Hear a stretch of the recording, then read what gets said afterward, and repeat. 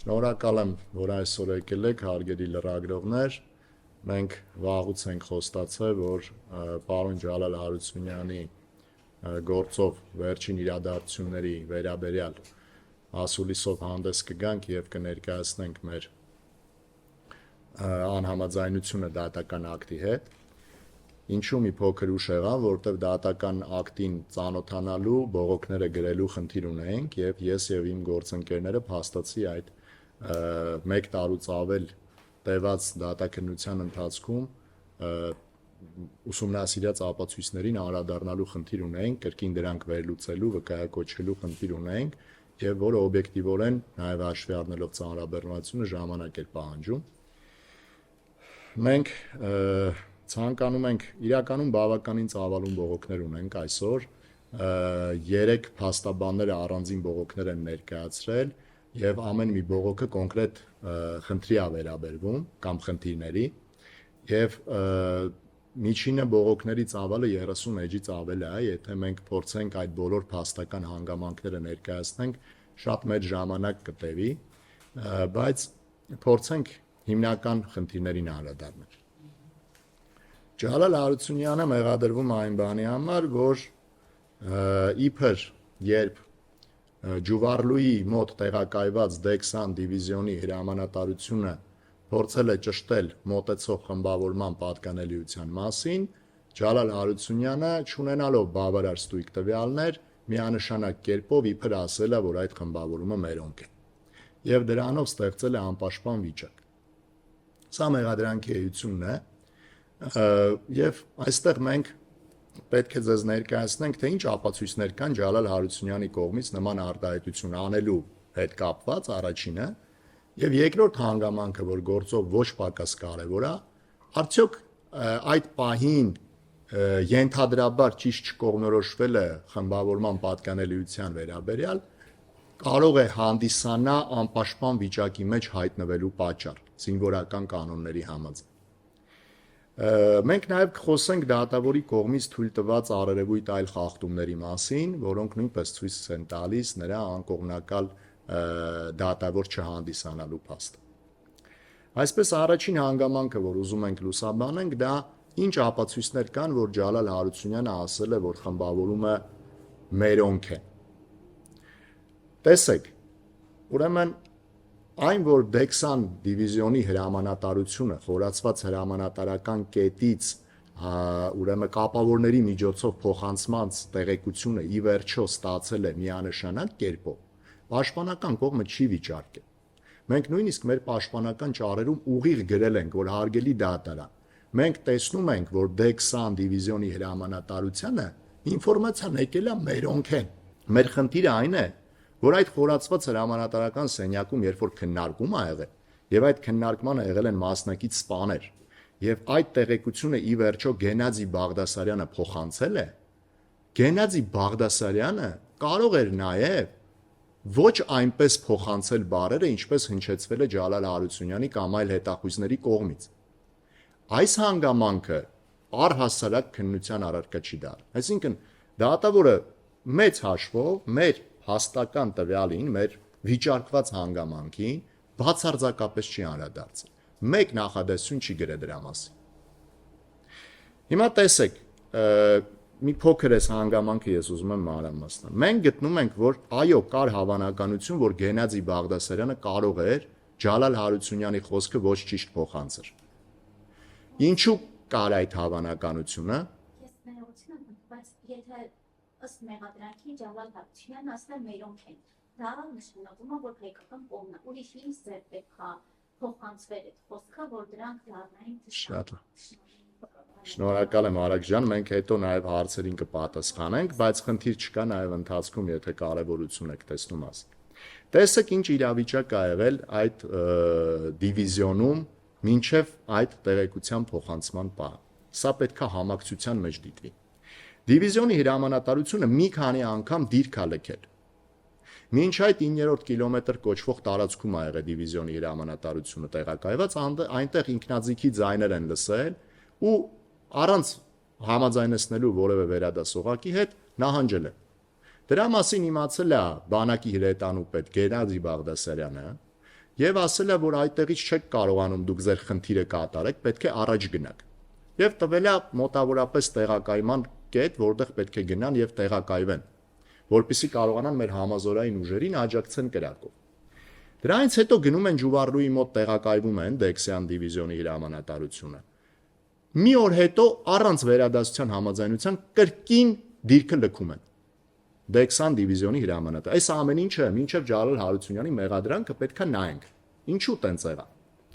Գենադի Բաղդասարյանը արդեն երրորդ անգամ պահանջում է, ասում է գնացեք առաջնակից խնդիր կատարեք, դուք պետք է համազորային ստորաբաժանումներին կրակով աջակցեք, ձերս նահանջած կետը հարմար չի ձեր խնդիրը կատարելու համար։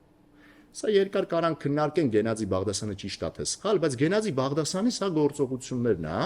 եւ Դեքսյան դիվիզիոնի հրամանատարության այսպես ասած առարկությունը, որ չի ուզում ենթարկել։ Վերջի անգամ որ գնացել են Ջուվառլու, ուղիղ եղել է ընթարում Դեքսյան դիվիզիոնի հրամանատարի եւ գնդի հրետանու պետի միջև, Նորայր Հայրապետյանի եւ Հայկ Թովմասյանի միջև։ Ընթուք մինչև հերախոս են շպրտել իրար վրա, դե դու զանգի ասա Բաղդասը, այսինքն չեն ուզեցել գնան տեղակայվել։ Այնուամենայնիվ ի վերջո ներքևի հրամանատարներն են ընբոստացը, ոչ մեկ չի ուզացել գնալ Ջուվառլու։ Այնուամենայնիվ ի վերջո Գենադի Բաղդասարյանի պահանջի ներքո գնացել են տեղակայվել են նույն տեղում։ Եվ երբ որ տեղակայվել են, հենց սկզբից եղել է փախուստային տրամադրություն։ Այս փախուստային տրամադրությունը գործով ապացուցված փաստ է։ Տեսեք, Հայկ Թովմասյանը ցուցմունք է տալիս։ Ասում է խմբավորումը, որ մոտեցավ այդ օրը հոկտեմբերի 12-ին 2020 թվական։ Խմբավորումը, որ մոտեցավ, ուրեմն Նորայր Հայրապետյանը դիտարկում արեց ու ասեց, ինձանից այսինքն իր բառերը բառացի ասեմ, Հայկ Թովմասյանը ասում է, ինձանից 10 անգամ փորձառու սպան, հրետանու պետը։ Ասեց, էսի հաստատ մերոնք են։ Գնում են Հադրութի վրա խնդիր կատար։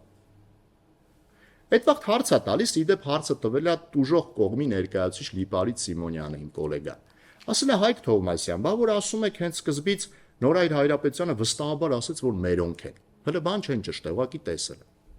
Բայց այդ դեպքում ասում է, դուք ինչու լքելու հրաման տվեցիք։ Ասում է, որովհետև մենք հրետակոծության տակ էինք 3 ժամ, այսինքն խմբի հետ կապ չի ունեցել։ Սա իր բառերն է, այսինքն գործում կա, արձանագրված է, ձայնագրվել է։ Հայկ Թովմասյանը ասում է, 3 ժամ հրետակոծության տակ էին իմ տղեկը։ Ինչքան կարա այդ տղեկից սպայել հրետակոծության տակ։ Ասում է, այսինքն դրա համար էս լքելու հրամանը տվեք, կապ չուներ խմբավորման հետ։ Հա, ասում է, խմբավորման հետ կապ չուներ։ Հրետակոծության տակ էինք, դրա համար տենց արեց։ Բայց հարցը առաջանում, բա մինչև այդ հրետակոծության տակ չէիր։ Այսինքն ի՞նչ է տեղի ունեցել, այս խմբավորումը տեսել են ու նույնիսկ դիտարկում նորմալ չեն արել, իրար մեջ փոխհամաձայնություն չեն արել, ամեն մեկը փորձել է իր խնդիրը կատարի։ Հայկ Թովմասյանին պատրվակ էր պետք, որը տեղից նահանջեն, փախուստի դիմեն։ Ու անմիջապես առանց սպասելու Նորայր Հայրապետյանի հետ համաձայնեցնելուն, Հայկ Թովմասյանը անմիջապես ասել է թողեք դիրքը։ Անմիջապես, էսի փաստ է։ Իդեպ Հայկ Թովմասյանն է ասում, որ ես ասել եմ հրանոթներն է թողեք դուս եկեք, հրանոթի խնդիր չունեի ես։ Հենց ամենասկզբում հələ կապ չկա խորացված հրամանատարական կետի հետ։ Հետո արդեն Հայկը, որ առաջ ընկած հրամանները տված, որ դուրս եկեք, Նորայր Հայրապետյանը, այն անձով քիչ առաջ Հայկին ասել է մերոնք են, ճշտում է անում խորացված հրամանատարական կետ ու Գենադի Բաղդասարյանից ստանում է պատասխան, որ մերոնք են։ Հիմա այս իրավիճակում, երբ որ դրան նախորդող իրադրությունից երևում է, որ Գենադի Բաղդասարյանը խնդիր ուներ պահեր այդ Ջուվառլու տեղանքում Դեքսյան դիվիզիոնը, որ աջակցեին, ու որ դա իրան դժվարությամբ էր հաջողվում, որտեղ փախուստային տրամադրությունը արդեն օրեր շարունակ մի քանի անգամ լքել են։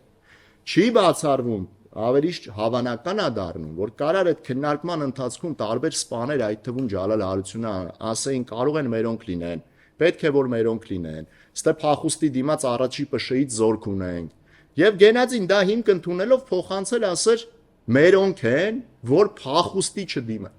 Հիմա Ջալալ Հարությունյանը ինչ է ասում, ինք ասում է, ես ինչ եմ ասում։ Ջալալ Հարությունյանը ասում է, ես ասել եմ կարող են մերոնք լինել, հնարավոր է մերոնք լինեն։ Ես չէի կարող ասել հաստատ մերոնք են, որտեղ ես դրա նախորդին մի քանի օր առաջ, մի քանի օրվա ընթացքում մի քանի հրաման ունեմ դիվերսիոն խմբերի ներթափանցման մասին։ Ջալալ Հարությունյանը հրաման ունի, որ պետք է դիվիզիոնները զինվեն ինքնապաշտպանական խոշոր տրամաչափի զինատեսակներով, որովհետև դիվիզիոնները խոցելի են եւ թիրախում են դիվերսիոն խմբերի։ Այս իրավիճակում ո՞նց կարա Ջալալ Հարությունյանը միանշանակ կերպով ասել մերոնք։ Կամ նպատակը միանշանակ կերպով ասելու ո՞րն էր իր։ Եթե ինքը մինչ այդ չէր առնչվի այդ խնդրին, որ դիվիզիոնի ղեկավարությունը անընդհատ փախուստի է դիմում, սա գենայի խնդիրն է եղել Բաղդասարյան, որ այդ խմբավորումը պահի այդտեղ խնդիր կատարելու համար։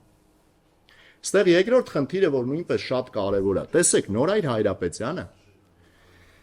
շատ տարօրինակ վարքագիծ է դրսևորել։ Ճիշտ է, ինքը անհայտ կորած է, մի քիչ գեղեցիկ չի, բայց գործի փաստերը պետք է հրապարակենք։ Նորայր Հայրապետյանը այդ նույն օրը տեղեկացված է եղել հակառակորդ խմբավորման իր վրա շարժվելու մասին։ Սրա մասին խոսում են դիտակետում արկա բոլոր սպաները, ոչ միայն իրան տեղեկացնողներն են ասում, կողքի ուրեմն դիտակետերում այլ զորամասերի սպաներ, որ ասում են խմբավորում ա եկել, մենք կրակ ենք բացել, շարժվել է Ջուվառլուի ուղղությամբ խումբը, Զանգե Նորայր Հայրապետյանին հեռախոսով տեղեկացրել են։ Այն, որ Նորայր Հայրապետյանին տեղեկացրել են, երևում է նույն Հայկ Թովմասյանի ցուցմունքներով, Մեհեր Արաքելյանի, ովքեր նույն դիտակետում են եղել Նորայր Հայրապետյանի հետ։ Այս անձիկ ցուցմունք են տալիս, որ որոշ ժամանակ առաջ խմբավորման գալու Նորայր Հայրապետյանը հեռախոսը վեկալ է, խոսացել է, ասել է Աշոտն էլ է պանիկյոն։ Ու հետո էլ ասում է, որ այդ նույն Աշոտն է, որը տեղեկացրել է խմբավորման իր վրա գալու մասին։ Բացի դրանից Նորայր Հայրապետյանին ի տարբերություն Հայկ Թովմասյանի, ով անմիջապես լքել է դիտակետը, հետախույզ Մխիթար Բադալյանը զեկուցել է, այս ցուցմունք ունենք։ Մխիթարը ասում է, ես դիտարկում եմ արել հենց սկզբում։ Ու Նորայր Հայրապետյանին ասել եմ, էսի չեն կարա մերոնք լինեն, չադրաներով են, մորուքներով են, ուրեմն ձեռքերին կա կարմիր ժապավեններ, բացի այդ նրանց որոշ մասի ուրեմն ձեռքի շարժումից հասկանում եմ, որ սրանք անօթաչու են կառավարում։ Էսի հաստատ հակառակորդի զորքն է։ Այս Մխիթար Բադալյանի զեկույցի պայմաններում, Նորայր Հայրապետյան, ինչ ես ճշտում։ Կամ եթե բան ես ճշտում, Նորայր Հայրապետյան, դու ոնց կարաս չտեղեկացնես այն օղակին, որից ճշտում ես, քո ունեցած տեղեկությունը։ Մինչ այդ տեղեկացումը, որ հակառակորդ խմբավորում է գալի քո վրա։ Հա, ուղիղ քեզ տեղեկացրել են դրա մասին երկու աղբյուրից։ Ինչու չես տեղեկացնում Նորայր Հայրապետյան, որ քո հետախույզը ուսումնասիրել է, տեսել է հակառակորդին անհատականացնող տվյալներ։ 4 հակառակորդի հատկանիշների մասին չի ասվել, բայց ասվել է, որ խմբավորում ենք տեսնում հայկական համազգեստով։ Էսի տարօրինակ չի, Արաքս ջան, որ 5 հատկանիշից 4-ը միանշանակ խոսում են թուրք լինելու մասին, մեկը հայ լինելու մասին կարող է խոսել, այս մեկն է զեկուցվում խորացված հրամանատարական կերպ։ Կամ մենք ասում ենք, որ Գենադի Բաղդասարյանի կողմից բանը, ինչու պետք է այդպես ասվել, բայց Ջալալ Հարությունյանի կողմից չի պետք է այդպես ասվել։ Կամ վերջապես Գենադի Բաղդասարյանը, եթե քեզի զանգում են հարցով, քեզ վերաբերվող ուղղությունն է, հրետանին է, ասում են խմբավորում ենք տեսել։ Դու այդ հարցը բարձրացնում ես եւ քո վերադասը բանակի հրամանատարը քարտեզի մոտ հետախույզ սպաների հետ սկսում է քննարկել։ Դու այդ քննարկմանը չես մասնակցել։ Քի կողքը չես եղել։ Կամ եթե քո սեղանը այդ քարտեզից 2 մետրի վրա է, օբյեկտիվորեն դու ոնց կարա իր քննարկումը չլսեիր Գենադի Բաղդասարյան, որի ժամանակ հետախույզները տարբեր մտքեր են արտահայտել, այդ թվում Ջալալ Հարությունյանը։ Այդ ամբողջը չլսեցիր, վերջում Ջալալ Հարությունյանը ասաց մերոնք են, էդի լսեցի։ Կամ ոնց այդտեղ հայտնվեց քո ենթական մի հոգի ցուցմունք տվող կա, բացի Գենադի Բաղդասարյանից, որ Ջալալ Հարությունյանը ասել է մերոնք են այդ սենյակում։ Գենադի Բաղդասարյանն ասում է, ասել է մերոնք են, Ջալալ Հարությունյանը ասել է, ես ասել եմ կարող է մերոնք լինեն։ Ու կա Գենադի Բաղդասարյանի ենթակա Մենիշ Արբացյան, որը ուղիղ կախվածության մեջ է Գենադի Բաղդասարյանից մինչ օրս, որը ցուցմունք է տալիս, ասում է, սկզբից ոնց որ ասեց պետք է որ մերոնք լինեն, բայց հետո ոնց որ թե ասեց մերոնք։ Այսինքն իր ենթական հակասական ցուցմունք է տալի։ Մի մասը ասում է Ջալալ Հարությունյանի խոսքը, մի մասը ասում է Գենադի Բաղդասարյանի խոսքը։ Այս բոլոր ցուցմունքները մի կողմ է դրել մեր հարգարժան դատավորը, մոռացել է, որ մեր խնդիրը խորացված հրամանատարական կետում քննարկման ժամանակ Ջալալ Հարությունյանի արտահայտությունն է, ու հիմք հավեկալ է ասում է, չէ, այստեղ Հայկ Թովմասյանը, որ հեռախոսով խոսել է, կապավորը իրան ասել է մերոնք են, ուրեմն Ջալալ Հարությունյանը ասել է մերոնք։ Կապավորը Ջալալ Հարությունյանն է, Խոսքը Ջալալ Հարությունյանի պետք է ապավորին հասած լինի, մի հատ ստուգի ո՞նց է հասել, որ աղբյուրներով է հաստատում իր խոսքը, որ ճշգրիտ է հասել։ Ստեղ խնդիրը այն չի է, որ գիտեք ոնց այս հանգամանքները ապացուցված հանգամանքներ են ինչի մասին խոսում ենք, որոնք դատական ակտում պատճառաբանական մասից բացակայում։ Կան նաև այլ շատ կարևոր հանգամանքներ, ես ուզում եմ հիմա խոսքը փոխանցեմ իմ գործընկերներին, ըստ բողոքների թեմաների հերթականության, ուրեմն հաջորդը թող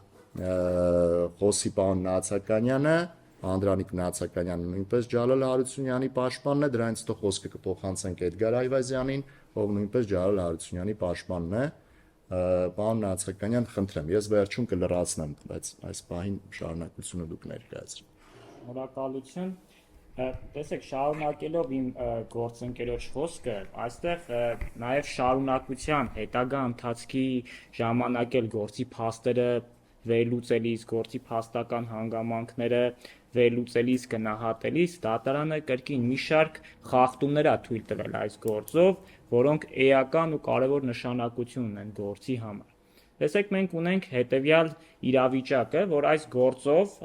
նախաքննության փուլում դեռևս անհրաժեշտություն է առաջացել նշանակել ռազմագիտական փորձաքննություն, պարզելու թե կոնկրետ դերակատարները, հրամանատարները, ով ինչ գործողություն պետք է կատարեր, ով ինչ թերացում է ունեցել եւ ի վերջո ինչի արդյունքում է ստեղծվել այն վիճակը, որի համար Ջալալ Հարությունյանին մեղադրանք է ներկայացվել։ Այն հանգամանքը, որ այս գործով անհրաժեշտ է եղել ռազմագիտության բնագավառի հատուկ գիտելիքներ, ինչպես նախաքննության ընթացքում, այնպես էլ դատաքննության ընթացքում որևէ մեկը կասկածի տակ չի դրել։ Եվ մենք ունենք ռազմագիտական փորձաքննության եզրակացություն, որտեղ ուղղակիորեն նշված է, որ եթե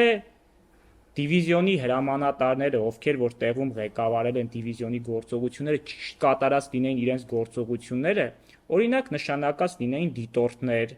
ծավալած լինեին դիտակետեր, ապա այն իրավիճակը, որը մենք ունենք, այսինքն նույնիսկ եթե նրանց ասած լինեին, որ դրանք մերոնք են, այդ խմբավորումը շատ ավելի վաղ կհայտնաբերվեր եւ մենք չենք ունենա մարդկային ուժի եւ զինտեխնիկայի այս կորուստները։ Սա ուղղակիորեն արձանագրված է ռազմագիտական փորձաքննության եզրակացությամբ եւ այս փորձագիտական եզրակացությունը, դրա հիմնավորվածությունը, դրա որոշակիությունը դատավարության որևէ կողմ կասկածի տակ չի դրել։ Այսինքն դատարանում եւ նախաքննության ընթացքում որևէ մեկը չի միջնորդել, որպիսի նոր փորձաքննություն նշանակվի լրացուցիչ կամ կրկնակի, նույնիսկ չեն միջնորդել, որպիսի կանչվեն եւ հարցաքննվեն փորձագետները, այս պայմաններում դատարանը ինչ է արել, տեսեք, դատարանը փորձել է փորձագետի եզրակացությունը, որի համար պետք են հատուկ գիտելիքներ, նվազեցնել իր արժեքը, կասկածելի վիճակ ստեղծել եւ դա փորձել է հիմնավորել վկաների ցուցմունքներով, բայց վկաների ցուցմունքները եւ դատարանի մոտ ունեցած այդ վերլուծական ունակությունները իրանք երբեք չեն կարող փոխարինել փորձագիտական եզրակացությունը, որովհետեւ դրա համար անհրաժեշտ են հատուկ գիտելիքներ։ Ընդ որում այս փորձագետի եզրակացությանը գնահատական տալուց եւ դա այսպես շակերտների մեջ ասած արժեզրկելուց հիմնականում դատարանը հիմնվել է Հայկ Թովմասյանի ցուցմունքների վրա, որը արդեն իմ գործընկերը քիչ առաջ նշեց, ուղղակիորեն շահագրգռված այս գործի ելքով, որպիսի իր թերացումները, բացթողումները ներկայացնի այնպիսի լույսի ներքո, որ այդ թերացումները իր կամքից անկախ են եղել կամ օբյեկտիվ գործոնների արդյունք են եղել։ Հիմա այստեղ փորձագետները ուղղակիորեն արձանագրել են, որ մի շարք թերացումներ են տեղի ունեցել այդ Դեքսան դիվիզիոնի Ջուվարլուի այդ դիրքում տեղակայվելու ընթացքում, չեն փորվել անձնակազմի պաշտպանության համար խրամատներ, չեն ծավալվել դիտակետներ, դիտորդներ չեն նշանակվել եւ այլն։ Այս ամեն ինչը դատարանը տեսեք փորձել է հետաքրքիր մոտեցմամբ այս փորձագիտական եզրակացության արժեքը նվազեցնել, ասելով, որ այդ իրադրությունում օբյեկտիվորեն հնարավոր չէր այդ գործողությունները անել, քանի որ ինտենսիվ մարտական գործողություններ էին ընթանում, անձնակազմը հոգնած էր եւ ֆիզիկապես չէր կարող անել, տեխնիկայի հնարավորություն չկար, մինչդեռ գործի փաստական տվյալները լրիվ այլ են եւ տեխնիկայի հնարավորության մասին այստեղ մենք ունենք 18-րդ դիվիզիայի հրամանատարներ, 18-րդ հրաձգային դիվիզիան ինքը այդ Հադրութի, այդ հարավային թևի ամբողջական այդ մարտական ղեկավարում իրականացնող այդ ստորաբաժանումն է։ Այստեղի հրամանատարները ցուցմունք են տվել, որ ցանկացած պարագայում, եթե իրենցից տեխնիկա են խնդրել, իրենք դա տրամադրել են, եւ եթե տեխնիկան պետք լիներ ավելի երկար ժամանակով այդ դիրքերը կահավորելու համար, դա անպայման կտրամադրվեր։ Բայց դատարանը ընդամենը հիմնվել է նույն դիվիզիոնի հրամանատար Հայկ Թովմասյանի ցուցմունքի վրա, ասելով, որ տեխնիկայի հնարավորություն ընդամենը եղել է մի քանի ժամով եւ հնարավոր չի եղել կահավորել։ Դատարանը ընդհանրապես չի անդրադարձել, որ օրինակ դիտորդներ նշանակելու համար կամ դիտակետեր ծավալելու համար ռազմական գործողությունների ինտենսիվությունը կամ անձանց ֆիզիկական հոգնածությունը որևէ նշանակություն չուներ։ Այսինքն առնվազն դիտակետեր ծավալելը, դիտորդներ նշանակելը, որոնք որ փորձագետները նշում են, որ ուղղակիորեն կարող էր կանխել այս ծանր հետևանքների առաջացումը, շատ հանգիստ կարող էր արվել նույնիսկ ինտենսիվ մարտական գործողությունների, ռազմական գործողությունների պայմաններում։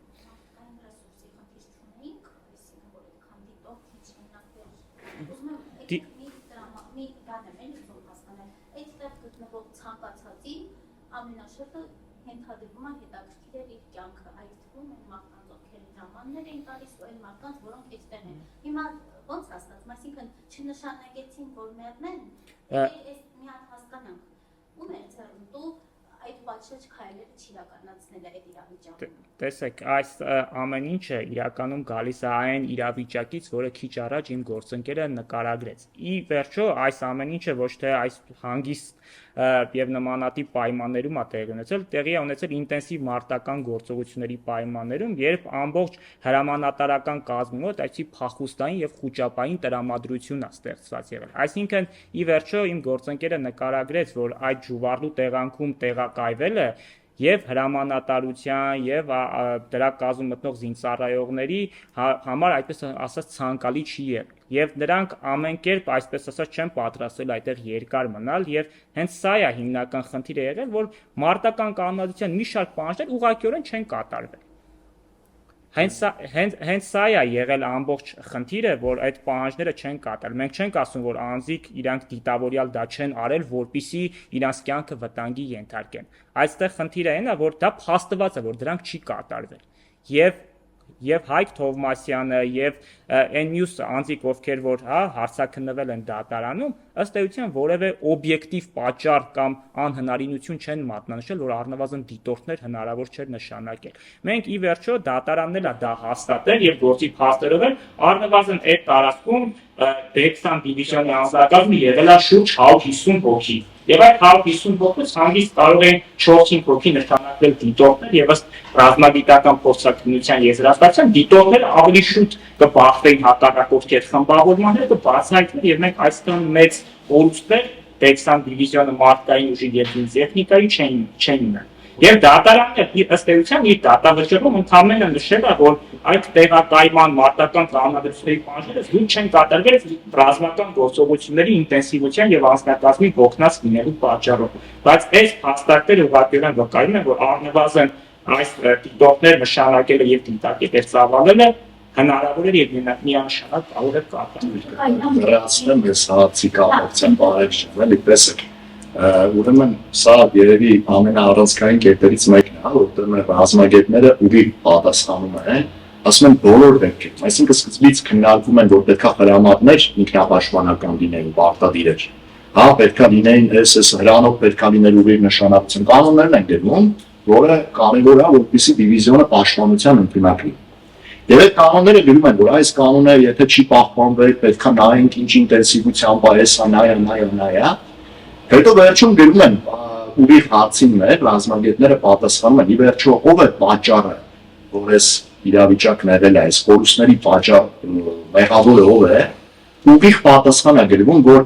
բոլոր դեպքերում հացի պատասխանը տված է XYZ կետերում ու նշում են, որ այդ XYZ-ը որ գրում են, դրանց մեջ որևէ տեղ գրած չի Ջալալ Հարությունյանի ենթադրյալ գործողություն, այսինքն բոլոր դեպքերում ռազմագետները ինֆորմացիան օրացված հրամանատարական կետի եւ պաշտպանության անընդունակ վիճակը իրար չեն կապ։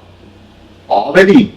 գրում են բոլոր դեպքերում, եթե դիտորդներ նշանակելու պարտականությունը կատարված լիներ, այս իրավիճակը չէր առաջանում, որտեղ դիտորդներ նշանակելը ի տարբերություն պաշտպանական խրամատներ փորելու, կասկածի տակ դրանց չի, որ կարող էին անել։ Տեսեք ինչա տեղի ունեցել։ Մենք ունեցել ենք կառավարման դասակների, թե դիվիզիոնի, թե հրետանու հետախույզները արդյունավետ չեն օգտագործել։ Իրանք ուղիղ կան մեր կանոնադրություններով, ուղիղ կան անձիկ, որոնք պարտավոր են լինել դիտորդի տեղում, դիտակետերում։ Դիտակետը չծավալելուն Հայկ Թովմասյանը ասում է Նորայր Հայրապետյանի որոշումներ, ասեց միտեղ հավաքվենք, սպաները թող լինեն զինվորների կողքը, ժողովուրդը պետք է հոբան չի, տենց չլինեն, մանկապարտեզ չի երեխեքի կողքը լինեն ուսուցիչները։ Ռազմական կանոններ կան, որոնք գրվել են նրա համար, որ պաշտպանության ընդունակ լինեք, որպեսզի ամեն մեկը իր խնդիրը կատարի։ Եվ այստեղ մենք տեսնում ենք, որ ակնհայտ ուրեմն խախտումը կա եւ այս խախտմանը առհասարակ դատավորը չի անդրադարձել, այլ կորցրել է ուրեմն իր այդ մասում պատճառաբանությունը, տեսեք ինչ հնարք է կիրառել։ Ռազմագետների, որպեսզի այս փորձաքննության այս կետը դա անհաղթահարելի է։ Մենք դրա համար ենք հանգիստ, որ պետք է արտարացման ակտ լինի։ Դատավորը որ տվեց այս ակտը, ասենք տեսնենք ո՞նց է հաղթահարում, էլի ռազմագետները ունես գրել են, ոչ կանչել են ռազմագետներին, ոչ այս խաղացել քննարկման առարկա դարձրել, մեկ են գրեցած, ուրեմն ինչ է գրել դատավորը, գրել է դե խրամատներ ինքնապաշտպանական չփորելը շատ վատ էր, որ չէին փորել, բայց ոնց նայում ենք օբյեկտիվ ծանր վիճակ է եղել, ծանրաբերված են եղել, բան նույնը վերաբերվում է դիտակետերի։ Այսպես մի բան է գրում, երբ որ դիտակետերը ծավալելը եւ դիտորդները նշանակելը, դա բացարձակ խնդրեմ չի։ Պատկերացրեցիք, այսինքն դա րոպեների գործ է, էլի, ու դա պարտականություն է, դա հենց սկզբից պետք է արված լիներ։ Խնդրեմ շարունակեք։ Տեսեք, հաջորդ խնդիրը, որը որ դատարանը sense փորձել է կրկին ներկայացնել, որ այդ հակառակորդին նույնիսկ դիմագրավելու անհնարինություն կար եւ միակ տարբերակը պետք է հակառակորդի այդ խմբավորման պայմաններում նահանջելն էր զորքը։ Նշել է դատարանը իր գործի հաստատած փաստերի մեջ, որ հակառակորդի եւ յուրային զորքերը անհամարժեք են եղել։ Սակայն դատարանի հենց հաստատած փաստերից ուղղակիորեն հետևում է, որ ոչ միայն անհամարժեք, եթե նույնիսկ եղել են հօգուտ յուրային ուժերի է։ Դատարանը տեսեք ինչ է նշում, ասում է գործով հարցաքննված անձանց մեծամասնությունը նշել է, որ հակառակորդի ուժերը եղել են 100-ից 200 հոգի։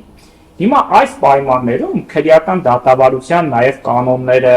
չփարատված կասկածները հօգուտ մեղադիալի մեկնաբանելու կանոնը հուշում է, որ պետք է այս դեպքում դատարանը, եթե կոնկրետ չի կարող հաստատված համարի, որ չգիտեմ, օրինակ եղել է 200 հոգի, 150 հոգի, պետք է հիմք ընդունի այն թվաքանակը, որը հենց մեղադիալի օգտին է։ Այս դեպքում եթե ասում ես 100-ից 200 հոգի է, ուրեմն այս դեպքում դու պետք է հիմք ընդունես 100 հոգի։ Իսկ մեր յուրային ստորաբաժանումների հաշվարկի համար հենց նույն Հայկ Թովմասյանի ցուցմունքը, որ ինքը շահագրգռված այս գործի երգով, որ միակ տարբերակը նահանջելն էր եւ այլ երկես դեպքում չկա, հենց իր ցուցմունքները հիմք ընդունելով եւ ամենավատագույն հաշվարկը կատարելու դեպքում մեր յուրային ստորաբաժանումների թվականակը 148 հոգի է ստացվում։ Այնտեղ նաև դատարանը փորձում է ներկայացնել, որ նաև այդ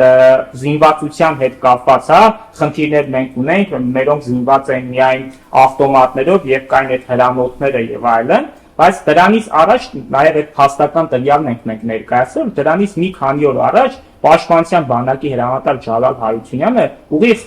հրաման է տվել, որպեսզի բոլոր ստորաբաժանումները խոշոր տրամաչափի զենքերով զինվեն, այդ թվում եւ գնդացիներով, ընդ որում այդ տեղանքում կրվող մյուս ստորաբաժանումները, այդ թվում հրետանային, ունեցել են իրենց մոտ այդ խոշոր տրամաչափի զենքերը։ Եվ դատարանը առհասարակ քննարկման առարկա չի դարձել։ Բայց եթե մեր յուրային ուժերը գերակա են հակառակորդի ուժերի նկատմամբ, այ նրանց հրաման էր տրված զինվել խոշոր տրամաչափի զենքերով։ Այս պայմաններում ինչու փորձ չի կատարվել դիմագրավել հակառակորդի ուժերին, այլ միայն նահանջ կատարելու հրաման ատել։ Եվ հենց սա էլ այ լրացնում է իմ գործընկերոջ այն միտքը, որ հենց ի սկզբանե դիվիզիոնի հրամանատարությունը տրամադրված է եղել այդտեղից նահանջ կատարելու եւ հեռանալու այդ տեղանքից։ Եվ այս բոլոր գործողությունների տրամաբանությունը հենց տեղավորվում է այս կոնցեպտի մեջ, որ ի սկզբանե նրանք պատրվակ են ընտրել այդ տեղանքից հեռանալու համար։ Եվ որևէ փորձ չի կատարվել, այդ թվում նաեւ հրանոթների հնարավորությունը օգտագործելու միջոցով այդ հակառակորդին խոցելու համար, որովհետեւ այդտեղ նաև այդ հրանոթների հետ աշխատող զինվորականները նշել են, որ ուղիղ նշանառությամբ հնարավոր է նաև այդ հակառակորդի ստորաբաժանմանը խոցել, եւ մենք նույնիսկ ներկայացրել ենք այն նորմատիվները, այն ժամանակային քանակը, որը պետք էր այդ հրանոթով խոցելու համար, դատարանը այս մեր փաստաթղթերին բացարձակ որևէ անդրադարձ չի կատարել, եւ ըստ էության դատարանի նաև այս հանգամանքին էլ ես կուզենայի անդրադարձ կատարեի, որ այդ փորձագետի եզրակացությունը փորձել է դատարանը այսպես ասած արժեզրկել եւ անտեսել դրա եզրակացությունները, դատարանը դա կարող էր անել միայն մի ճանապարհով, եթե փորձագետի եզրակացությունը չէր դնում իր դատավճռի հիմքում, կամ պետք է կանչել փորձագետներին, նրանցից պարզաբանումներ ստանալ եւ ասել, որ տեսեք, այդ փորձագետները սա նշել են, բայց պարզաբանեցին, որ այսպես է, դրա համար ես սա եմ հիմք ընդունում, կամ պետք է նշանակվեր նոր փորձաքննություն, կրկնակի փորձաքննություն, լրացուցիչ փորձաքննություն, որը կգա փոխարինելու այս մեր գործով ունեցած փորձագետի եզրակացությունը։ Սակայն դատարանը այս ամեն ինչը չանելով, իր սեփական մեկնաբանություններով, սեփական պարզաբանումներով փորձել է նսեմացնել փորձագետի եզրակացությունը եւ ի վերջո այդ փորձագետի եզրակացության հետեւությունները չի դրել իր դատավճռի հիմքում։ Այս գործով նաեւ շատ մենք ունենք հեղինակավոր իրավաբան գիտնականի նաև տված մասնագիտական կարծիք Երևանի պետական համալսարանի իրավագիտության ֆակուլտետի քրեական իրավունքի ամբիոնի վարիչ դոկտոր պրոֆեսոր Արա Գաբուզյանը մասնագիտական կարծիք է տվել այս գործով, որ այս գործով մեր յուրային ուժերի մարդկային կորուստների եւ զինտեխնիկայի կորուստների անմիջական պատճառը հենց դիվիզիոնի հրամանատարության թույլ տված խախտումներն են եւ իր հետեւություններն էլ պարոն Գաբուզյանը հենց հիմնավորել է ռազմագիտական փորձաքննության եզրակացության արդյունքներով։ Եվ մենք նաեւ պարոն Գաբուզյանի այդ մասնագիտական կարծիքը ներկայացրել ենք դատարանին, որպես իր դատավճռի լուծման ընթացքում օրենքի կիրառման հիմնավորումներ, սակայն դատարանը բացարձակ որևէ անդրադարձ չի կատարել նաեւ այս մասնագիտական կարծիքին։ Մենք մի շարք փաստարկներ եւս բերել ենք այլ որ պատճառահետևանքային կապը ըստ էության նույնիսկ եթե Ջալալ Հարությունյանը ուղիղ ասել է մերոնք են, միևնույնն է եւ ռազմագիտական փորձաքննության արդյունքներով եւ մասնագիտական կարծիքի արդյունքներով եւ այլն նշում է որ սա չի եղել անմիջական պատճառ։ Անմիջական պատճառը եղել է դիվիզիոնի հրամանատարության թույլ տված այն թերացումները, որոնք այդ իրադրության պայմաններում հնարավոր է եւ կարող է իրականացվել։ Այստեղ մեկ հանգամանքի էլ անդրադառնամ եւ խոսքը փոխանցելին գործընկերոջը մենք նաեւ այստեղ Ջալալ Հարությունյանին որպես անփույթ վերաբերմունք ծառայության նկատմամբ մեղսագրվել են զինվորական կանոնադրության մի շարք պահանջների խախտումներ, մենք նաեւ փաստարկ ենք բերել, որ այդ կանոնադրության պահանջները պաշտպանության բանակի հրամանատարին ընդհանրապես վերաբերելի չեն, նրա համար որևէ իրավունք եւ պարտականություն չեն սահմանում։ Սակայն այս հանգամանքին եւս դատարանը որևէ անդրադարձ չի կատարել եւ հաստատված է համարել, որ Ջալալ Հարությունյանը խախտել է այս ներքին ծառայության կանոնադրքի մարտական հրետանու մարտական կանոնադրության եւ այսինչ նորմերի պահանջները առանց մեր փաստարկների որևէ անդրադարձ կատարել։ Երևի թե այսքանը։ Շնորհակալություն պարոն Նացականյան, ես ուղղակի մի քանի փոքր հանգամանքներ լրացնեմ եւ փոխանցեմ մեր մյուս գործընկերոջը։ Տեսեք, ուրեմն դատավորը գրել է, որ սպաները զգոնություն են սովորել։ Հավանաբար ի նկատի ունի Նորայր Հայրապետյանին եւ Հայկ Թովմասյանին։ Այստեղ նրանց գործողությունները, նրան փոխհամաձայնեցրել են գործող նման արտահայտություններ։ Ուրեմն ակնհայտ է, որ Հայկ Թովմասյանն ու Նորայր Հայրապետյանը իրար հետ որևէ հարց չեն կարողացել համաձայնեցնել եւ եղել է կառավարման խորը ճգնաժամ։ Պատահական չի, որ նույնիսկ վերջում սկզբում չի համաձայնեցնում Հայկը հանում է, հետևից Նորայրը վազելով ասում է հետ արի ու բանը անում խորացված հրամանատարական կետից ասում են մերոնք են։ Այնպիսի տպավորություն է, որ Նորայր Հայրապետյանը փորձում է Հայկին զսպել հետ բայ։ Այստեղ հավանականություն կա, որ Նորայր Հայրապետյանը հատուկ չի զեկուցել հակառակորդի մասին տվյալները, որ նման պատասխան ստա։ Երկրորդը ասում եմ Հայկ Թովմասյան, այ դուք ասում եք, որ դրանից հետո կրկին դուք կասկածում եք։ Մեր Արաքելյանը կասկածում էր։ Մխիթար Բադալյանը ուղիղ գոռում էր, ասում եք թուրք են։ Այս իրավիճակում, որ բարձրացակ վերև, խի նախապատրաստական գործողություններ այդ ժամանակ չարեցիք։ Լավ, սկզբից դիտորդներ չէիք պատրաստել, հրամատներ չէիք փորել, դիտակետներ չէիք դրել, հրանոթները չէիք բերել վիճակի, հա, ուղիղ նշանառության։ Այդ պահին, որ տեսնում եք հակառակորդի խմբավորումը էս հասնում է ձեզ։ Քիչ է հրանոթները թեքել տղե այդ ուղությամբ։ Գործով ապացուցել 40 վայրկյան է պետք հրանոթը որպեսի թեքվի հակառակորդի ուղղության վրա, որի բլուրի վրայից գիտեն որտեղ է Երևանը, չէ՞, մեր զորքն է, բլուրն է, այստեղ հակառակորդը գալիս է, այսինքն պետք է ասեն այս հրանոթները թեքեք այս բլուրի ուղղությամբ, սպասեք հակառակորդ, եթե հրաման լինի, բարձվի հակառակորդը, կրակեք, ոչնչացնեք, բրծնեք։ Հարց եմ տալիս, ասում այդ Թոմասը, այ կասկած ունեիք, այդ պահին խի հրանոթները չթեքեցիք, էլի 1 րոպեն կամ 40 վայրկյանը խի չօգտագործեցիք, որ պատրաստ լինեք այդ բացասական սցենարին։ Այդքան կասկած կար ձեր մեջ։ Ասում է, բայց ախր ասում է, չէ՞ որ մենք խնդիր ենք կատարում այդ հրանոթներով։ Մենք աջակցում ենք համազորային ստորաբաժանումներին։ Ու դատավորը բան բոլորը ոնց է դրան չեք հասկանում, պատասխանում է։ Խնդիր էին կատարում համազորային ստորաբաժանումներին էին աջակցում։ Ուր թեք էին այդ ուղղությամբ։ Այսինքն Արաք ջան, վերջացնեմ միտքը ու լսեմ ձեզ։ Այսինքն տեսեք, հա, անընդհատ այդ հրետանին անընդհատ խնդիր էր կատարում համազորային ստորաբաժանումների դիմացու գտնվող հակառակորդների 5-6 կիլոմետր հեռու, 10 կիլոմետր հեռու գտնվող նշանակետեր էր խփում։ Սա էս կոնկրետ էս հենց այնպես չէին հո այդ հրանոթները, դա դիվիզիոնը հո հենց այնպես չէ։ Հիմա հարց եմ տալիս, քիչ է հրանոթները թեքե։ Դադարեցրել են հերվում կրակ կատարելը, մի քանի րոպեով։ Թեքեն հրանոթները նշանակություն, որ խմբավորումը հանգարց հակառակորդը մի կրակեք վերացնեք, այդ մեր հրանոթների հզորությունը ու այդ ենթադրյալ չգիտեմ 50-100 հոգին, մի հատ չգիտեմ, էլի բացարձակ խնդիր չէ դրանց ոչնչացնել այդ հրանոթները։ Ասում է, բան սա դրան բանենք են հերվում խնդիր են կատարում։ Ու բոլորը բան են ուժով կողմի ներկայացուցիչ Լիպարի Սիմոնյանը դատավորը դատախոս խնդիր են կատարում։ Ժողովուրդ, դրանից 15 րոպե առաջ Հայկ Թովմասյանը հրաման է տվել, որ հրանոթները թողեք փախեք ընդհանրապես, էլ հետ չեն գալու ստեղ։ Այդ ժամանակ չի մտածել խնդրի մասին, այն հեռավոր խնդրի մասին։ Երբ որ ընդհանրապես գնային այդտեղից, էլ այլևս հետ չգային։ Բայց երբ որ հարց եմ տալիս, ասում 1 րոպեով հնարավոր չէ շեղե, պատրաստ լիներ, որ եթե հակառակորդ լինեն, վերացնեիք։ Ասում եմ, բա մեր հիմնական խնդիրը թողենք թեքեինք այդ ուղղությամբ։ Այն հեռավոր խնդիրը այդ կարևորությունը չի կարա ունենա, որ դու ստեղի քո անվտանգությունը դնես կասկածի տակ, կամ 8 հրանոթով խնդիր էիր կատարում, 2-ը թեք էիր դեպի բլուրը բավարարել այդ հակառակորդին վերացնելու։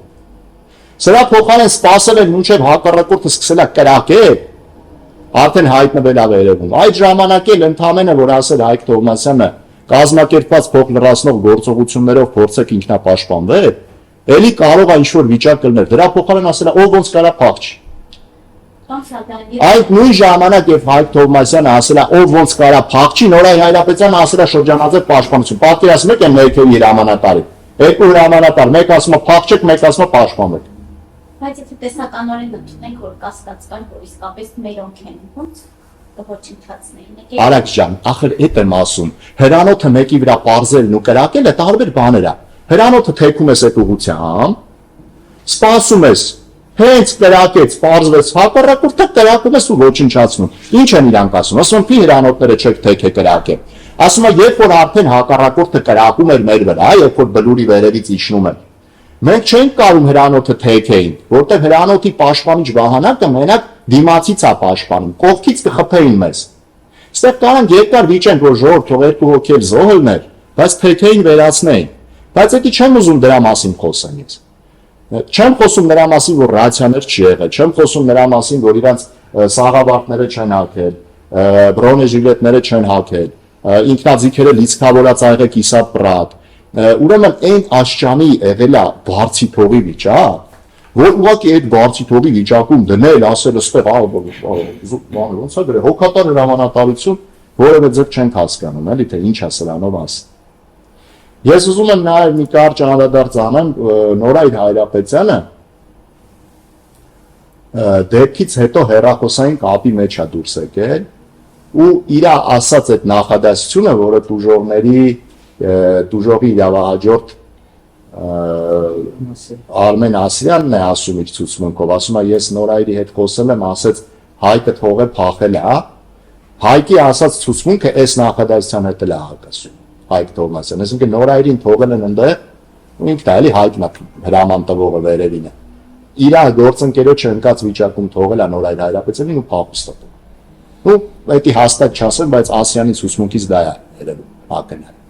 Դրա Հայկ Թովմասյանի գործողությունների մեջ տարօրինակ կետ է, որ ժամը 5-ին, երբ որ ինտենսիվ գործողություններ են մարտի եղել, զանգել է նույն Ասրյանին Հայկ Թովմասյանը, ասել է պարոն Ասրյան, փրկեցեք կոտորում։ Հարց առաջանում, քո զինվորներից մեկի հորը քեզ զանգել։ Դու խնդիր ունես կատարելու, այն մի մարտկոցի ու այս մի մարտկոցի գործողությունները մարտկոցներում են բանում, երկրորդ մարտկոցում զինծառայող կա, ասում է, եթե մեզի թույլ տային, մենք կրակով կաջակցեինք կփրկեինք մեր ընկերները։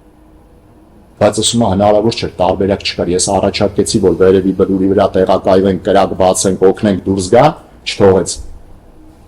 Իդեպ այդ տղեն այնքան արժանահավատ է իր խոսքը այդ առումով, որտեղ ինքը վիրավորում ստացած մինչև վերջ պաշտպանվել է, որ մնացածի ելքը ապահովի, բայց ինքը հրամանատար չի։ Սա հրամանատարները գնացած են եղել, երբ որ զինվորներից մեկը վերցրել է իր վրա երկրորդ մարտկոցի գործողությունների կոորդինացիան,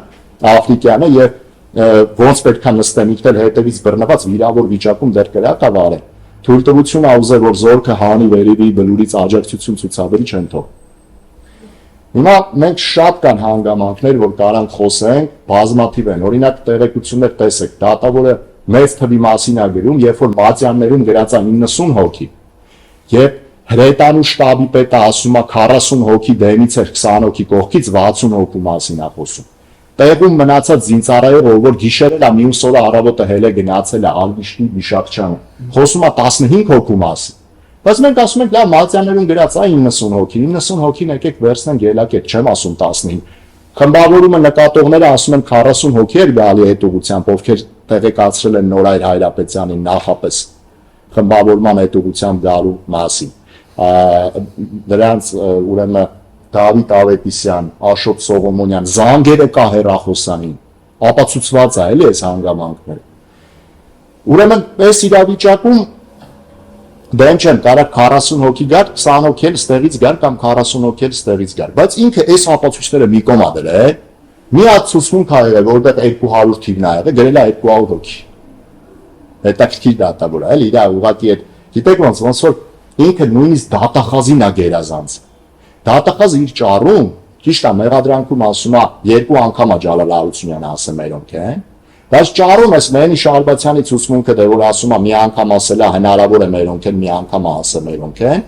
ասում է դա առնվազն 1 անգամ ասել է մերոնք են Ջալալ Հարությունյանը, էսի դատախազը, բայց դատավորը դրա 2 անգամ ասել է մերոնք։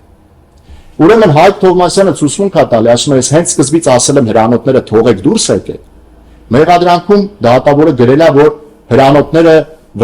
մնացին այնտեղ Ջալալ Հարությունյանի պատճառով։ Բայց Հայկ Թովմասյանն ասում, որ հենց սկզբից հենց Ջալալի հետ չկապնված ասել է հրանոթները թողեք։ Ասած դատավորի գործողությունները ուղղակի չգիտեմ, էլի, բայց այն վերջի գործողությունով լրիվ իրան գերազանցել է, դրա համար խոսքը փոխանցենք պարոն Այվազյանին, ով պատժի հետ կապված հարցերի մասին խոսի, ես էլ կփոխանցեմ։ Շնորհակալություն։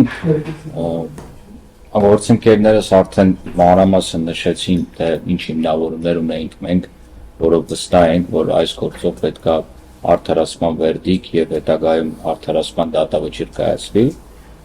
բայց այնուամենայնիվ, քանի որ պրոֆեսիոնալիզմը պահանջում է դատական ակտի ամբողջական ուսումնասիրություն եւ դրա բոլոր մասերի հետ չհամաձայնվելու դեպքում դրա բարձրաձայնում եւ բողոքարկում, ես ցանկանում եմ անդրադառնալ պատժի նշանակման հետ կապված հարցերին։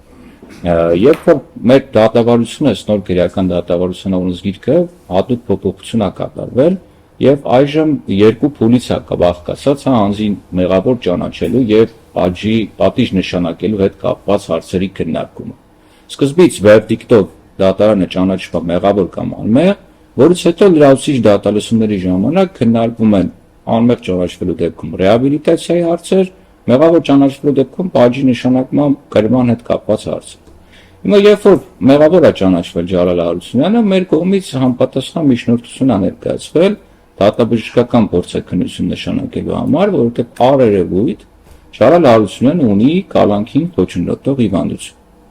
Որ հանրային հանգամանք կա, որ Ջալալ Հարությունյանը ծանր վիրավորում է ստացել պատերազմի ժամանակ, մի քանի բարդ վիրահատությունների է ենթարկվել եւ վերականգնողական բուժումները մինչեւ այժմ են շարունակվում,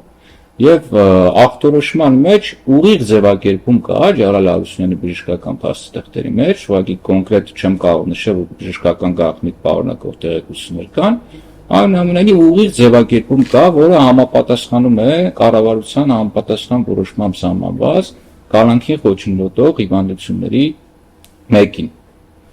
Եվ այդ միջնորդել ենք, ասենք, նշանակեք համապատասխան փորձաքննությունը, պարզենք անձը ունի կալանքին խոչընդոտող հիվանդություն, թե ոչ։ Քրեական դատավարության օրենսգիրքը նշում է, որ միայն մասնագիտական եզրակացությունը կարող է տալ դրա պատասխան։ Դատանի կողմից մերժվել է այս միջնորդությունը եւ դատական ակտում անօրինական հիմնավորումներ են, չեմ բախտել այդ բառից, նաեւ անտրամաբանական։ Առաջինը ինչ է նշում դատանը, ասում է սույն փուլում այդ միջնորդությունը չէր կարող ներկայացվել։ Հարցը առաջանում, իսկ երբ պետք է ներկայացվի։ Եթե մենք ներկայացնենք միջև վերդիկտ կայացնելը, դատարանը կարող է եւ պետք է մերժել այդ միջնորդությունը, որովհետեւ մինչ այդ կարող է ներկայացվել այնպիսի միջնորդություններ, որոնք կարող են նշանակություն ունենալ վերդիկտ կայացնելու համար։ Իսկ Ջալալ Հարությունյանը ունի կալանքի խոչընդոտող հիվանդություն թե ոչ, որևէ նշանակություն չունի մեղավոր անմեղ լինելու համար։ Եվ հենց փուլը, որում պետք է քննարկվի արդյոք կա այդ հիվանդությունը թե ոչ, հենց դրա ուսուցիչ դատալսումներն են, որովհետեւ այդտեղ է քննարկվում բաժի նշանակման հետ կապված հարցը։ Դատանը մեկ այլ անտրամաբանական մեկնաբանություն է տվել, ասում է այնուամենայնիվ Ջալալ Հարությունյանը զրկված չէ դատապարտյալի կարգավիճակով դիմելու, որպեսզի այդպիսի փորձաքննություն նշան։ Այսինքն ինչ է առաջարկում դատանը, որպեսզի Ջալալ Հարությունյանը գնա քրեակատվական հիմնարկ։ Քրեակատվական հիմնարկից դիմի, ասի ես sense հիվանդություն ունեմ, խնդրում եմ փորձաքննություն նշանակեք, բարձեք, որպեսզի ազատեք ինձ բաժից։ Որ կարող մի քանի ամիս էլ տևի։ Նախ սա ինչով է անօրինական, որովհետև մեր քրեական դատավարության օրենսգիրքը հստակ տարանջատում է երկու ընթացակարգ։ Առաջինը, երբ անձը միջև դատավճիռ կայացնել է հիվանդանունով շատ հիվանդություններով, եւ երկրորդը դատավճիռ կայացնելուց հետո։ Եթե միջև դատավճիռ կայացնել է արդեն իսկ բարձր այդ հիվանդությունը, այդ հարցը պետք է լուծվի այդ փուլում։ Ոչ թե ուժի մեջ մտնի դատավճիռը, գնա անձը քրեակատվական հիմնեք, նոր բարձվի, ունի արդյոք կալանքի խոչընդոտող հիվանդություն թե ոչ։ Քանի այս տարանջատումը մտցած, որ արևելույթ այդպիսի հիվանդություն ունեցող անձը չհայտնվի է քրեակատվական հիմնարկում, միանգամից բաժի կատարում է հետաձգվի։ Այսպիսի մեկնաբանություններով մերժել է դատարանը, արգելիներս, եւ նաեւ ինչն է հետաքրքիր, որ պատասխանատվությունն ու պատիժը մեղմացնող հանգամանքները քննարկելուց ընդհանրապես որևէ անդրադարձ չկա այս հիվանդությունների վերաբերյալ, որ անձը ծանր վիրավորում է ստացել։ Միայն մեկ մեղմացնող հանգամանք է դատարանը նշել, դա մանկահասակ երեխայի առկայությունն է 2 տարեկան եւ վերջ, այլ մեղմացնող հանգամանք չի նշել, չնայած որ այս ամբողջ բժշկական փաստաթղթերի դատարանի տրամադրության տակ է եղել, բոլոր ստացած պետական պարգևների վերաբերյալ տեղեկատվությունը քրեական գործի նյութերում առկա է, Արցախի հերոսի կոչում ունենալու հանգամանքը նույնպես հավաստող փաստաթղթեր են առկա են քրեական գործում։ Այս բոլոր հանգամանքները որևէ կերպ չի անդրադարձել դատարանը եւ չի նշել որպես պատասխանատվությունը պատիժը մեղմացնող հանգամանք, չնայած դրանք մեր համոզմամբ այդպիսիք հանդիսանում են։ Նաեւ եւս մեկ հետաքրքիր բան կա, մեր քրեական դատավարության օրենսգիրքը նշում է, որ երբ անձին մինչև 5 տարի ժամկետով ազատազրկման է դատապարտում եւ անձը ունի մանկահասակ երեխա, հնարավոր է պատժի կատարումը հետաձգել մինչև երեխայի մեծանալը, եւ այդ փորձաշրջան սահմանել անձի նկատմամբ։ Հիմա այս հանգամանքը, երբ որ մենք բարձրաձայնել ենք դատարանում, մեր համոզմամբ հատուկ դատարանը 5.5 տարի ազատազրկման է դատապարտել, որպեսզի այս հարցը ընդհանրապես չքննարկել։ Այսինքն այսպիսի միջոցով է սրա դեմը արելու, այսպես ասած։ Վերդիկտ կայացնելուց հետո չկա որոշակի ժամկետ, որում արդեն պետք է պատժի հարցը ինչ-որ ժամկետ կա, թե չգիտեմ հասկանալ փորձաքննություն, որ նշանակվեր, երկար տևեր, օրենքում կա որոշակի։ Ասեմ ձեզ, վերդիկտ կայացնելու համար լրացուցիչ դատալսումները օրենքսությամբ նշանակվում են վերդիկտ կայացնելուց հետո երկշաբաթյա ժամկետում։ Բայց ոչ որևէ կերպ որևէ տեղ նշված չի, որ լրացուցիչ դատալսումները պետք է ավարտվեն երկշաբաթյա ժամկետում։ Բնական չկա, հակառակը լրացուցիչ դատալսումների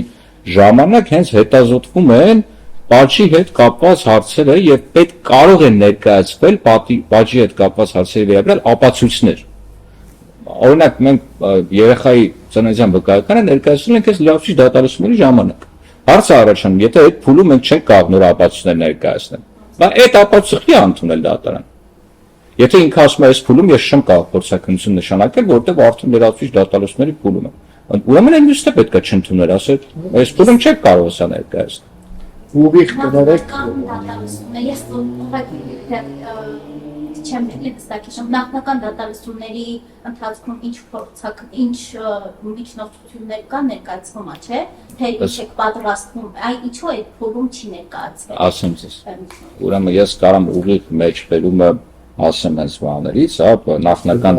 քրեական դատավարության 319-րդ հոդվածն է, կողմերից յուրաքանչյուրը նախնական դատալուսումներին է վերաբերում։ Պարտավորը հիմնավոր է, թե իր առաջարկած հետազոտման ենթակա յուրաքանչյուր ապացույց վերդիկտ կայացնելու համար նշանակություն ունեցող ինչ փաստական հանգամանք է հաստատում կամ հերքում։ Այսինքն ֆակտած է սա։ Հիմա դատով ֆակտած է։ Հիմա եթե ես ասեմ դա լավության ունի կալանքի խոչընդոտող հիվանդություն, դատանը կարող է ասել դա ինչ նշանակություն ունի, անձը մեղավոր է թե անմեղ։ Ես ներողություն եմ խնդրում, տեսեք մեր քրեական դատավարության այս փոփոխության կոնցեպտը ամբողջությամբ իր տրամաբանությունը կորում է։ Այսինքն ամբողջ նպատակը ո՞րն է, որ պատժի հարցերով այդ մեղավորության փուլը չցարաբեռվի։ Հասկանում եք, եթե հասնենք այդ փուլը իր համար ունի իր հնարավորությունները։ Բացի այդ, այնտեղ հոդված կա, որ ասում է երկշաբաթյա ժամկետում միջնորդություններ ես ներկայացնում նոր ապացույցներ պահանջելու վերաբերյալ։ Այսինքն այս նորմերը համակցության մեջ կասկած չեն թողում, որ այս ընթացակարգը կա ու բացեմ ձեզ մի գաղտնիք, իրական պատճառ։ Իհարկե ոչ մի բան 100% չի, բայց իմ խորին համոզմամբ, քանի որ մեր դատավոր պարոն Աբելյանը տեղափոխվել էր Երևան եւ գործուղվել էր Սյունիք մինչև փետրվարի 11-ը, նա խնդիր ուներ ամեն գնով մինչև 11-ը այս գործը ավարտել։ Այսինքն դատավորի գործուղումը, որպեսզի հանկարծ չերկարացվի 1 կամ 2 ամսով, հանկարծ 2 ամիս էլ ինքը չքշի Սյունիք, անձի ուրեմն պատժի հետ կապված խնդիրը, որը կարող կոնվենցիոն լուրջ խախտում ունեն, այլ այսինքն եթե դուք բարոյական մասը մի կողմ դնենք, որ դատավոր ես, եթե կա խնդիր օրենքով, չէ, ենթադրենք լավ, մեղավոր ես ճանաչ, չէ։ Խնդիր կա, որ մեր պետությունը ասում է այս հիվանդության պայմաններում անձին հանկարծ չփակեք։ Դի հենց այնպես չի ասում, չէ, դրա տակ կա բժշկական հետազոտություններ, որ այս հիվանդությունների պայմաններում անձին փակելը դաժան անմարդկային վերաբերմունք է, կարող է ծանր հետևանք առաջացնի, չէ՞, հենց այնց չի ես կառավարության որոշումը, այդ ամբողջ աշխարհով կոնվենցիայից եկած կարգավորում է։ Այսինքն դու այս ամբողջը պատրաստ ես մի կողմ դնել, այս քրեադատավարական կարգավորումները ես ինչ կերպ ծամածռած ներկայացնես, մենակ թե քո Երևան գնալը մի օր այս չհետաձգվի եւ այլն։ Այս ընդհանուր շատ ասենք տխուր, հա, երևույթ է, որը ինձ ավելի է տխրեցնում, քան ասենք իրավաբանական, որ չգիտեմ, մեկնաբանությունները կամ վերլուծությունները մեր հետ չի համապատասխանում։ Բայց նման հարցով ուղղակի որևէ, չգիտեմ, արդեն չեմ ուզում ես դուրս գամ բանից, դատավարականից, բայց մարդկային էլ չեմ կարողանում ես հասկանամ, թե ինչ է ալվել։ Իսկ պրակտիկայում ունենք դեպք, երբ այլ նշանակվել։ Պրակտիկայում հենց այդ փուլում պետք է նշանակվի։ Մինչև էդ էլ կա նշանակված պրակտիկայում տենց էլ կա, բայց այդտենց խաթարվում է ոնց որ այս փուլերի ընթացակարգը, էլի դա հանգիստ կարող է մերժվել։ Այո, եթե անմեղ է ճանաչվում, ենթադրենք, հա, անձը, այդ փորձաքննությունը ընդհանրապես պետք չէ։ Ինչի համար նշանակը ռեսուրս է դառնում, ժամանակի ծախս է դառնում, տրամաբանության կորուստ է դառնում։ Այս մասով տեսեք, ես մի բան եմ լրացնում, դատավորը ինքը չի ասում հիմք չկա փորձաքննություն նշանակելու։ Ասում է ուղղակի, որ դուք այս փուլում եք եկել միջնորդություն արել, դրա համար չեմ նշանակում, չի ասում հիվանդության հետ կապված այ չի համապատասխանում կառավարության որոշումը հիմք չկա։ Ինքը կարծեք թե ասում է ամեն ինչ կա, հիմքերը կա եւ ամեն ինչը կա, որպեսզի փորձաքննություն նշանակի, բայց քանի որ այս փուլում եք անում, դեռ չեմ նշանակում։ Տեսեք, իսկ դուք չեք կարող օրինակ այդ փորձաքննությունները դուք ինքներդ նախաձեռնել եւ գործի նյութերում կցել։ Դրա անհնարին է, այդ փորձաքննության նշանակման ձևն էլ է կարգավորած կառավարության կողմից։ Թե ինչ ձևաչափով է գնում, ինչ մարմին է նշանակում, հետի փաստաբանի միջնորդությամբ հələ պատմության մեջ տենց դեպք չի եղել, որ այդ միջնորդությունը բավարար է։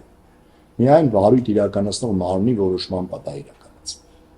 Կարա փաստաբանը միջնորդի վարույթ իրականացնող մարմնի, վարույթ իրականացնող մարմինը այդ բավարարի ու համապատասխան որոշում միջնորդությամբ դիմի Այդ ընդունված ընթացակարգներից, եթե դուք ասեն գնայիք, պատվիրեիք այդ հետազոտությունը, ստանայիք ուրեմն արդյունքը եւ ասեիք, խնդրեմ, միջնորդում եմ այս հիվանդության պատճառով նրան շազապազրկել, քանի որ կա արդեն հետազոտության պատասխանը, խնդրեմ կցեք գործի ընթացքում։ Ես պատասխանում, հա, այդ հարցին, տեսեք, մեր նոր քրեական դատավարության օրենսգիրքը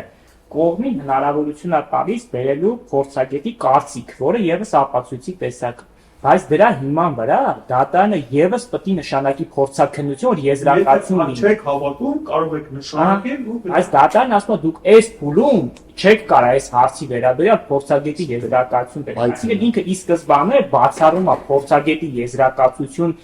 հետազոտելու հնարավորությունը, անկախ նրանից մենք կբերենք, թե ինքը կնշանակի։ Դատավորի պատճառաբանությունը դատական ակտի սրանում է կայանում եւ դրա համար է մեր այսպես ասած այս խորը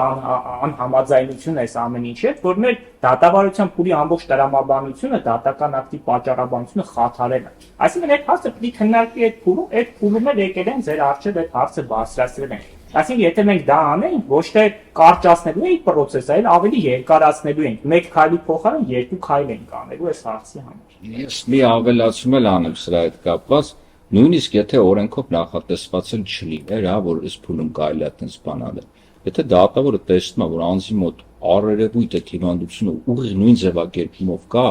ելնելով անձի հիմնարար իրավունքներից, իմ համոզմամբ պարտավոր է այդ հարցը քննարկել այդ փուլում։ Այսինքն այստեղ իրավունք կա, որը եթե նույնիսկ օրենքին հակասի էլ, պետք է այդ իրավունքը առաջնահերթ լինի, որտեղ դատավորը ի վերջո պարտավորություն ունի բարույթի արդարացիության համար, անկախ ամեն ինչից։ Բայց այս դեպքում այդ հակասությունն էլ չկա իրավունքի օրենքի, երկուսն էլ ասում են նրա մասին, որ պետք է նշանակվի այդ փորձաքննությունը, բայց հակառակը ստեղծել։ Նույնիսկ այդ որոշումը, երբ որ անսպասելիորեն դատավորը կայացրեց, դրանից հետո նույնիսկ ինչ ժամանակ չի տրամադրել ինքնաբացարկ միջնորդելու համար, այսինքն ինքը որոշել էր այդ օրը գործի քննությունը ավարտել եւ վերջ։ Եվ այս իրավիճակում լավ, մենք փաստի առաջ ենք կանգնել, ուր գնանք, որ փորձագետի մոտ գնանք, ոնց փորձենք։ Տեսականորեն ես չգիտեմ, գուցե հնարավոր է, բայց եթե կառավարության որոշման հստակ տալիս է, ես նախքին կարգավորումը, եթե չեմ սխալվում, դիմում էին առողջապահության նախարարին, վարույթ իրականացնող մարմինը։ Առողջապահության նախարարը տարբեր գերատեսչություններից բժիշկների խումբ էր հավաքում, նշանակում եւ այլն, այսինքն էսի ամենաբարդ փորձաքննություններից մեկն է։ Այդ կատեգորիայի բժիշկներին շատ դժվար է խնդրել, որ իրանք ժամանակ գտնեն, պատասխանեն, իրանք իրենց ծանրաբեռնվածությունն ունեն, երկրորդը փաստաբանի կողմից, չգիտեմ, ասենք այդ հարցադրումները դնել է բանը կարող է այլ հակառակ տպավորությունը ստեղծի, որ այս փորձագետը վաղը ուրեմն բանը արդեն փաստաբանի տրամադրությամբ տվել է, ուրեմն ինքը կարող է օբյեկտիվ չլինի, հետո փորձագետ չգտնենք, որտեղ երկրում մի հոգի է օրինակ կամ երկու հոգի է ամեն ուղղությամբ, բազմաթիվ հարցեր է բացվում ստա։ Ուրիշ հարցեր ունեք։ Դե եթե հարցեր չկան, մենք նաև ամփոփիչ խոսքով Ես ուզեի ասել նա ձեր հերթական քայլերի մասին պետք է խոսել։ Դրա մասին, այո, ճիշտ կրայեցիք։ Մենք այս պահին վերաքննիչ բողոքները ուղարկել ենք վերաքննիչ դատարան եւ հույսով ենք, որ վերաքննիչ դատարանում այն իրավունքների խախտումը, այն անարդարությունը, որը տեսել ենք առաջի հայցանում, ի վերջո կարգավորվելու է եւ այնտեղ ունենալու ենք արդարացման դատական ակտ։ Ամենայն դեպս ես գտնում եմ, որ այս գործով մեղադրական ակտը ինքը շատ վտանգավոր է նաև ոչ միայն որ մենք մեր պետության համար այդքան ծառայություն տված հրաշքով կենթանի մնացած մարդուն ուղարկում ենք դատարան, այսինքն այստեղ մեր պետության եւ հասարակության կերպարի խնդիր ունենք այս գործով, նաև մենք ունենք այստեղ կարծում եմ պրակտիկայի խնդիր, որ մեր զինվորական, մեր բանակի թուլացման կարաբերի սա, այսինքն ինչ է նշանակում ռազմագետները 12 հոգի միակարծիք տալիս են, որ այս հրամանատարը այս իրավիճակում պատասխանատուն չի, մեղավորը չի, բայց դատավորը միանձնյա, որ չգիտեմ, իր ռազմական գիտելիքների մակարդակը առանց այդ ռազմագետներին լսելու, առանց կանչելու, հաստական հանգամանքները իր ձևով գնահատելով, հա, ասենք 40 հոգի մի բան են ասում, մի հոգի մի բան ասում, ինքը էս մեկն է վերցնում, որտեղ սա Ջալալին դեմ է։ Հակառակ մյուս հանգամանքի վերաբերյալ նույն պատկերն է, էլի ոնց որ հատուկենտ ընտրած լինի այդ 40 վկաների մեջ ծաղկակա արած լինի ամեն մի վկայի այն խոսքը, որը հակառակ է Ջալալին, ու այդ խոսքերով կառուցած լինի իր ակտը, ռազմագետների ընդհանրապես չհրավիրի դատարան ու վերջում դնի մեր բանակի հրամանատարին մեղավոր ճանաչի, այսի մեր պետության համար արատավոր պրակտիկա է եւ վտանգ է իր մեջ պարունակում շատ լուրջ։ Ես կարծում եմ, որ մենք ստեղ ունենք նաեւ բանակին թույլ չտալ այդպես թուլանալ։ Վերջապես ինչ է նշանակում փախուստային տրամադրության իրար հակասող ինֆորմացիան ճիշտ չվերլուծած հրամանատարին տեղի պահել, որ ասել է ով ոնց կարա փախնի, ոչ մի կանոնադրությամբ նախատեսված գործիք չի կիրառել, վերցնել պաշտպանության տակ մենակ նրա համար, որ ինքը առաջի օրվանից փախուստի մասին է խոսում։ Առաջի օրվան 5 անգամ փախուստի մասին է խոսել, դրա համար դատավոր արձանագրում է։ Դե զգոն հրամանատարը։ Զգոն հրամանատարը որն է խնդիր ունի այդ դիվիզիոնը կատարել։ Այդ դիվիզիոնին փախցնելով այն մնացածը, ովքեր որ այդ դիվիզիոնի պաշտպանության կարիքն ունեն, այդ մարտական զինվորական կանոններ կան։ Վերջապես եթե Գենադի Բաղդասարյան, Նորայր Հայրապետյան, Հայկ Թովմասյան ինչ-որ մի հատ ահավոր վիճակ են ստեղծել, Ջալալ Հարությունյանը սրա մասին զեկուցած չի եղել, որ այնտեղ պաշտպանության որևէ միջոցառում իրականացված չի, որ այնտեղ անպաշտպան վիճակ է։ Չէ, պետք է դու այս հրամանատարին, եթե վերջին հողակին ես ուզում պատասխանատվության, այդ մինչ այդ ամենաթողության վիճակը պետքա գոնե իրան զեկուցած լինի, որ ինքը իմանար, երբ որ զեկուցում են, որ այնտեղ պաշտպանվելու ընդունակ չէ։ Այդ փոքր խմբավորումը մտնելու անդե ասեն ով ոնց կարա փախչի, սա կարող է տենց վիճակ լինել նույն հրամանատարը ուրիշ բան ասել։ Բայց երբ որ չէ, ենթադրենք օրինակի համար, ոչ թե ասել կարող է մերոնք լինեն, ոնց որ ինքն է ասում, ես վստահ եմ, որ այդպես է ասել, որ կարող է մերոնք լինեն։ Այ կարող է զեկուցված լինել իրավիճակը, ուղիղ ասել մի հատ կապ տվեք Նորայր Հայրապետյանի հետ։ Նորայր դու տեղ դիտակետեր չունեի, Նորայր դու տեղ հրամատներ չունեի, Նորայր դու տեղ ուղիղ նշանառության, դու տեղ խոշոր տրամաչափի զենքերը վերցրել ես, որ զգուշացրել եք։ Ապեր ոչ մի բան չես արել, դե ուրեմն արագ եք գնացից։ Կարող է տենց ասել, եթե զեկուցած լինենք, չէ՞։ Այսինքն ոնց ենք մենք այս օղակին գնում ու մենք ստեղ ունենք լուրջ խնդիր, որ կարծում եմ մեր բանակը ստեղ խոցելի վիճակում է հայտնվել մեկ դատավորի գործողությունների պատճառով։ Կարծում եք միտում կա դատավորի գործողությունների մեջ։ Ես ասեմ ձեզ, էլի, տեսեք, նման գործերի խնդիրը, որ փակի կոպիտ ասեց Ջալալ այդ հարցին պատասխանելու տվյալ ես չունեմ, որ չգիտեմ իրան ինչ որ մեկը խնդրել է կամ ինչ որ մեկը զանգել է կամ այլն։ Ես ունեմ այն որ պատկեր եմ տեսել, որ այո կան դուժողների ծնողներ, հարգելիներս դուժողի ծնողը որ տեսնում է որ եղել է իրադրություն, նայեք ինչ են ասում, այս հանգամանքները երբ որ ես վկայակոչում եի, դուժողների ծնողները ասում են լավ, որ այդ վիճակն է եղել Նորայր Հայրապետյանի ու Հայկ Թովմասյանի մոտ։ Այդ աշճանի կանոնները պահպանված չեն եղել։ Բայց Ջալալ Հարությունյանը մի հատ չդատվի, որ իր ենթակա օղակում այդ վիճակն է։ Հիմա այս ծնողը, որը երեխա է կորցրել, կարա սենց միտք արտահայտի, հասկանում եք, բայց զինվորականը կամ իրավաբանը պետքա նայի։ Ջալալ Հարությունյանը 6 ամիս առաջ հաստատել է այս պաշտոնը։ Ինքը ունի, չգիտեմ, 1000 ուղղությամբ խնդիրներ կատարելու, որի համար էս անում։ Հո ինքը չի կարա գնա ամեն մի չգիտեմ, դիրքում նայ ոնց են կահավորվել կամ ամեն դիրքի հրամանատարների միջև փոխմբռնումն ու տրամադրվածությունը հոգեբանական վիճակը սխուգի։ Պետքա օբյեկտիվ լինի պահանջը, չէ՞, օղակների նկատմամբ։ Մեր երկրում ընդունված է, որ եթե ըստեղ ինչ որ խնդիր կա, ուրեմն ամենավերևինը պատասխանատու է, բայց պետք է տրամաբանական ֆիլտրով դա անցնի։ Հիմա կներեք հարցին պատասխանեմ։ Իմ պատկերացման ինչ է իմացել Ջալալ Հարությունյանի մասլավուն չա կատարվում այդ տարածքում։ Այսինքն մի կողմ, հա, ասել ամերիկյան թեմերին իր իմանալով ինչ է կատարվում այդ տարածքում։ Ջալալ Հարությունյանը ցուցմունք է տվել, որ այդ պահի դրությամբ տեղեկություն ա եղել, որ մեր առաջնա գծով ճեղքումներ կա դիվերսիոն խմբերի եւ ամենտեղ կարող են լինեն դիվերսիոն խմբեր։ Ջալալ Հարությունյանը ցուցմունք է տվել, որ մեր մոտ եղել են փախուստի դիմաց հսկայական քանակությամբ յուրայիններ, տարբեր տեղեր, որոնց տեղակայումը հստակ չի եղել, խի որտեղ փախուստի են դիմում։ Օրինակ կամավորական խումբ 100 հոգանոց, այստեղից փախել է։ 20 հոգանոց ստեղից է փախել, 30 հոգանոց ստեղից է փախել ու կամավորների փախուստի ընդհանուր թիվը չբարձրաձայնեն, բայց հազարների է մոտ։ Հիմա այդ աշճանի, երբ որ դու ունես, որ դիվերսիոն խմբեր կան ու կան